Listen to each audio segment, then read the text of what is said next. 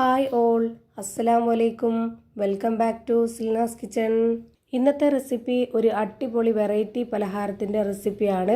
Breakfast ആയിട്ടും snacks ആയിട്ടും ഒക്കെ കഴിക്കാൻ പറ്റിയിട്ടുള്ള ഒരു അടിപൊളി വെറൈറ്റി ടേസ്റ്റി ആയിട്ടുള്ള നല്ലൊരു പലഹാരത്തിൻ്റെ റെസിപ്പിയാണ്. എന്തായാലും എല്ലാവർക്കും ഇഷ്ടാവും. അതുകൊണ്ട് തന്നെ വീഡിയോ സ്കിപ്പ് ചെയ്യാതെ മുഴുവനായിട്ടൊന്ന് കണ്ടു നോക്കണേ. റെസിപ്പിയിലോട്ട് അടക്കുന്നതിന് മുമ്പായി സിൽനാസ് കിച്ചൺ ചാനൽ ആദ്യമായിട്ട് കാണുന്നവരാണെങ്കിൽ പ്ലീസ് ഒന്ന് സബ്സ്ക്രൈബ് ചെയ്തേക്കണേ. ഒപ്പം തന്നെ ഈ വീഡിയോസ് നിങ്ങൾക്ക് ഇഷ്ടപ്പെടുകയാണെങ്കിൽ ഒരു ലൈക്ക് ചെയ്ത് ഷെയർ ചെയ്ത് സപ്പോർട്ട് ചെയ്യാനും മറക്കരുത്. ഇനി നമുക്ക് ഇതെങ്ങനെയാണ് തയ്യാറാക്കുന്നതെന്ന് നോക്കാം. ഇതിനായി 2 മീഡിയം സൈസിലുള്ള പഴുത്ത തക്കാളി എടുത്തിട്ടുണ്ട്. ഇതൊന്ന് കട്ട് ചെയ്തെടുക്കാം. ഞാൻ ഉണ്ടാക്കിയെടുക്കുന്ന ഈ ഒരു പലഹാരത്തിൻ്റെ കണക്കനുസരിച്ചിട്ടാണ് ഈ ഒരു 2 ചെറിയ തക്കാളി എടുത്തിട്ടുള്ളത്. നിങ്ങൾക്ക് എത്രയാണോ പലഹാരം വേണ്ടത് അതിനനുസരിച്ചുള്ള തക്കാളി എടുക്കാവുന്നതാണ്. ഇപ്പോൾ ഞാനിവിടെ കട്ട് ചെയ്തെടുത്തിട്ടുണ്ട്. ഇനി ഇതൊന്ന് വേവിച്ചെടുക്കണം. അതിനായിട്ട് സ്റ്റവിലേക്ക് ഒരു പാൻ വെച്ച് കൊടുത്തതിന് ശേഷം ഫ്ലെയിം ഓൺ ആക്കി അതിലേക്ക് ഈ ഒരു തക്കാളി മുഴുവനായിട്ടും ഇട്ട് കൊടുത്തു. ഇനി ഈ തക്കാളി വെന്ത് വരാനായിട്ട് നമുക്കിതിലേക്ക് കുറച്ച് വെള്ളം ഒഴിച്ചു കൊടുക്കാം. ഞാനിവിടെ ഒരു 1/4 ഗ്ലാസ് വെള്ളം ഒഴിച്ചു കൊടുത്തിട്ടുണ്ട്. ഇനി ഇതിൻ്റെ ഫ്ലെയിം കൂട്ടി വെച്ചതിന് ശേഷം ഇത് നന്നായിട്ടൊന്ന് വേവിച്ചെടുക്കണം.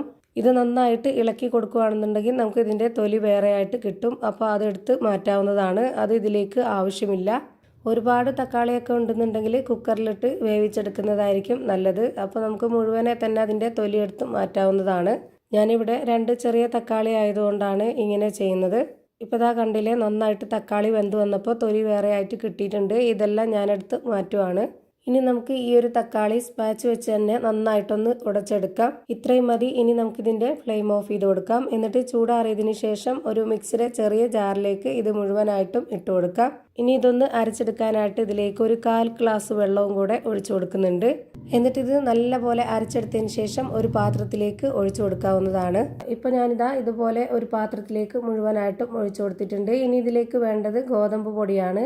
ഞാനിവിടെ 250 ml കപ്പിൻ്റെ അളവിൽ 1 കപ്പ് നിറയെ എടുത്തിട്ടുണ്ട്. അത് മുഴുവനായിട്ടും ഇതിലേക്ക് ഇട്ട് കൊടുത്തതിന് ശേഷം ഇതിലേക്ക് ആവശ്യത്തിനുള്ള ഉപ്പും കൂടെ ഇട്ട് കൊടുത്തിട്ട് ഇത് നന്നായിട്ടൊന്ന് കുഴച്ചെടുക്കാം. ഇതിലേക്ക് ഇനി വേറെ പ്രത്യേകിച്ച് വെള്ളത്തിൻ്റെ ആവശ്യമൊന്നുമില്ല. നല്ല പോലെ ചപ്പാത്തിക്കൊക്കെ കുഴച്ചിട്ടെടുക്കുന്ന പോലെ കുഴച്ചിട്ടെടുക്കാവുന്നതാണ്.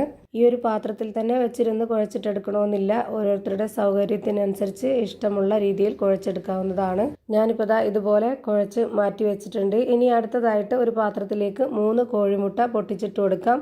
പിന്നെ അതിലേക്ക് ആവശ്യത്തിനുള്ള ഉപ്പും ഒരു നുള്ളു കുരുമുളക് പൊടിയും കൂടെ ഇട്ട് കൊടുത്തതിന് ശേഷം ഒരു വിസ്ക് വെച്ചിട്ട് ഇതുപോലെ നന്നായിട്ട് അടിച്ചെടുക്കാം.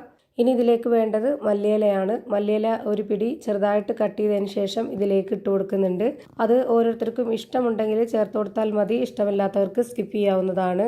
ഇതുകൂടെ ചേർത്ത് നല്ലപോലെ ഇളക്കി യോജിപ്പിച്ചൊന്ന് മാറ്റി വെച്ചേക്കാം.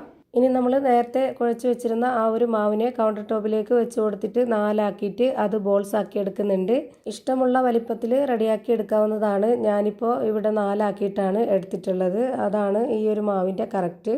ഇനി ഈ ഒരു കൗണ്ടർ ടോപ്പിലേക്ക് കുറച്ച് പൊടിയിട്ട് കൊടുത്തതിന് ശേഷം അതിൽ നിന്ന് ഒരു ബോൾസ് വെച്ച് കൊടുത്തിട്ട് ഇതുപോലെ നന്നായിട്ടൊന്ന് പരത്തിയെടുക്കാം. ഇതിന് പ്രത്യേകിച്ച് ആകൃതിയോ ഷേപ്പോ ഒന്നും തന്നെ ഇല്ലാത്തതുകൊണ്ട് കുഴപ്പമൊന്നുമില്ല. ഈ ഒരു രീതിയിൽ ഞാൻ പരത്തിയെടുത്തിട്ടുണ്ട്. എന്നിട്ട് ഇതിൻ്റെ ഈ ഒരു 2 സൈഡും ഇതുപോലെ ഒന്ന് കട്ട് ചെയ്ത് കൊടുക്കുന്നുണ്ട്. ഇതിൻ്റെ നടുഭാഗം ഞാൻ കട്ട് ചെയ്തെടുത്തിട്ടില്ല. ഇനി ഇതിലേക്ക് കുറച്ച് എണ്ണ ഇതുപോലെ ഒഴിച്ചു കൊടുക്കാം. എന്നിട്ട് അതിന് മുകളിലേക്ക് കുറച്ച് ഗോതമ്പ് പൊടി കൂടെ ഇട്ട് കൊടുത്തതിന് ശേഷം ഇതുപോലെ ഒന്ന് മടക്കിയെടുക്കുന്നുണ്ട്. ഇത് നമുക്ക് ലെയറായിട്ട് കിട്ടാൻ വേണ്ടിയിട്ടാണ് ഇങ്ങനെ ചെയ്യുന്നത്. ഇതുപോലെ ഇതിൻ്റെ 2 സൈഡും മടക്കി കൊടുത്തതിന് ശേഷം അതിന് മുകളിലേക്കായിട്ട് കൂടി കുറച്ച് എണ്ണ ഒഴിച്ചു കൊടുത്തിട്ട് കുറച്ച് പൊടിയും കൂടെ ഇട്ട് കൊടുക്കാം. അങ്ങനെ ആകുമ്പോൾ ഇത് പരസ്പരം ഒട്ടിപ്പിടിക്കാതെ നല്ല ലെയറായിട്ട് കിട്ടും. ഇനി ഇതൊന്നുകൂടി മടക്കി കൊടുത്തതിന് ശേഷം അതിന് മുകളിലേക്ക് കൂടി കുറച്ച് എണ്ണ ഒഴിച്ചു കൊടുത്തതിന് ശേഷം കുറച്ച് പൊടിയും ഇട്ട് കൊടുത്തിട്ടുണ്ട്. എന്നിട്ട് ലാസ്റ്റായിട്ട് ഇതുപോലെ ഒന്ന് മടക്കി കൊടുത്തിട്ടുണ്ട്. ഇത്രയേ ഉള്ളൂ. ഭയങ്കര സിമ്പിളാണ് ഇത് തയ്യാറാക്കി എടുക്കാൻ. കഴിക്കാനും നല്ല ടേസ്റ്റാണ്. ഇതുപോലെ മടക്കി കൊടുത്തതിന് ശേഷം ഇനി ഇതിന് മുകളിലേക്ക് കുറച്ച് പൊടിയും കൂടെ ഇട്ട് കൊടുത്തതിന് ശേഷം ഇത് നല്ലപോലെ ഒന്നുകൂടി പരത്തിയെടുക്കാം.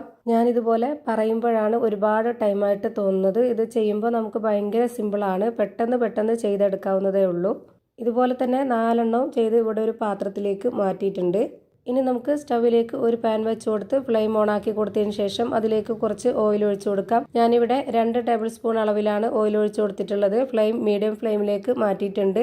ഇനി നമ്മൾ പരത്തിയെടുത്ത മാവിൽ നിന്ന് ഒരെണ്ണം ഇതിലേക്ക് ഇട്ട് കൊടുത്തിട്ട് അതിന് മുകളിലേക്കായിട്ട് കുറച്ച് ഓയിലും കൂടെ ഒഴിച്ചു കൊടുക്കാം. പിന്നെ നമ്മൾ മുട്ടയും മല്ലിയിലയും അടിച്ചു വെച്ചിട്ടുള്ള അതും കൂടെ ഇതിന് മുകളിലേക്കായിട്ട് കുറച്ച് ഒഴിച്ചു കൊടുക്കണം. ഞാനിവിടെ ഒരു 4-5 സ്പൂണോളം ഒഴിച്ചു കൊടുത്തിട്ടുണ്ട്. ആ ഒരു മീഡിയം ഫ്ലെയിമിൽ തന്നെ വെച്ചിരുന്നിട്ട് വേണം ഇത് വേവിച്ചെടുക്കാനായിട്ട്. ഒരുപാട് ഫ്ലെയിം കൂട്ടി വെക്കരുത്, പെട്ടെന്ന് കരിഞ്ഞു പോകും. ഇപ്പോൾ ഇതിൻ്റെ ഒരു ഭാഗം വെന്ത് കിട്ടിയിട്ടുണ്ട്. ഇനി നമുക്ക് ഇതൊന്ന് തിരിച്ചിട്ട് കൊടുക്കാം. എന്നിട്ട് അതിന് മുകളിലേക്ക് വീണ്ടും ആ ഒരു മുട്ടയും മല്ലിയിലയുടെയും മിക്സ് ഒഴിച്ചു കൊടുക്കാവുന്നതാണ്. ഇപ്പോൾ ഞാനിവിടെ 4-5 സ്പൂണോളം ഒഴിച്ചു കൊടുത്തിട്ടുണ്ട്. ഇതിൻ്റെ ഒരു ഭാഗം വെന്ത് കിട്ടി. ഇനി നമുക്ക് ഒന്നുകൂടി തിരിച്ചിട്ട് കൊടുക്കാം. ഈ ഒരു ഭാഗം കൂടെ വെന്ത് വരട്ടെ. ഇത്രയേ ഉള്ളൂ. ഭയങ്കര സിമ്പിളാണ് ഇത് തയ്യാറാക്കി എടുക്കാനായിട്ട്. നല്ല ടേസ്റ്റി ആയിട്ടുള്ള ഒരു അടിപൊളി വെറൈറ്റി പലഹാരമാണ്. ഇപ്പോൾ ദാ ഇതിൻ്റെ 2 സൈഡും ഒരുപോലെ വെന്ത് കിട്ടിയിട്ടുണ്ട്. ഇനി നമുക്കിതെടുത്ത് പാനിൽ നിന്ന് മാറ്റാവുന്നതാണ്. ഇതുപോലെ തന്നെ എല്ലാം ചെയ്ത് ഒരു പാത്രത്തിലേക്ക് മാറ്റിയിട്ടുണ്ട്. നമ്മുടെ വീട്ടിലേക്ക് പെട്ടെന്ന് ഒരു ഗസ്റ്റ് വരികയാണെന്നുണ്ടെങ്കിലൊക്കെ ഉണ്ടാക്കി കൊടുക്കാൻ പറ്റുന്ന ഒരു അടിപൊളി ടേസ്റ്റി ആയിട്ടുള്ള പലഹാരമാണ്. ഇതിന് പ്രത്യേകിച്ച് കറികളുടെ ഒന്നും ആവശ്യമില്ല. ബ്രേക്ക്ഫാസ്റ്റ് ആയിട്ടും സ്നാക്സ് ആയിട്ടും ഒക്കെ കഴിക്കാൻ പറ്റിയ ഒരു നല്ല പലഹാരമാണ്.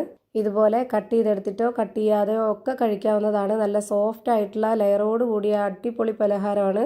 അപ്പോൾ ഇത്രയേ ഉള്ളൂ ഇന്നത്തെ വീഡിയോ ഇഷ്ടമായാൽ ലൈക്ക് ചെയ്യാനും കമൻറ്റ് ചെയ്യാനും ഷെയർ ചെയ്യാനും മറക്കരുത്. അതുപോലെ തന്നെ ഞാനിടുന്ന പുതിയ വീഡിയോസ് നോട്ടിഫിക്കേഷനായിട്ട് കിട്ടുന്നതിന് വേണ്ടി സബ്സ്ക്രൈബ് ചെയ്ത് ബെല്ലൈക്കൺ അമർത്തി അതിൽ ഓൾ എന്ന ഓപ്ഷൻ എനേബിൾ ചെയ്ത് കൊടുക്കാനും മറക്കരുത്. പുതിയൊരു വീഡിയോയുമായി വീണ്ടും വരും. Thank you for watching.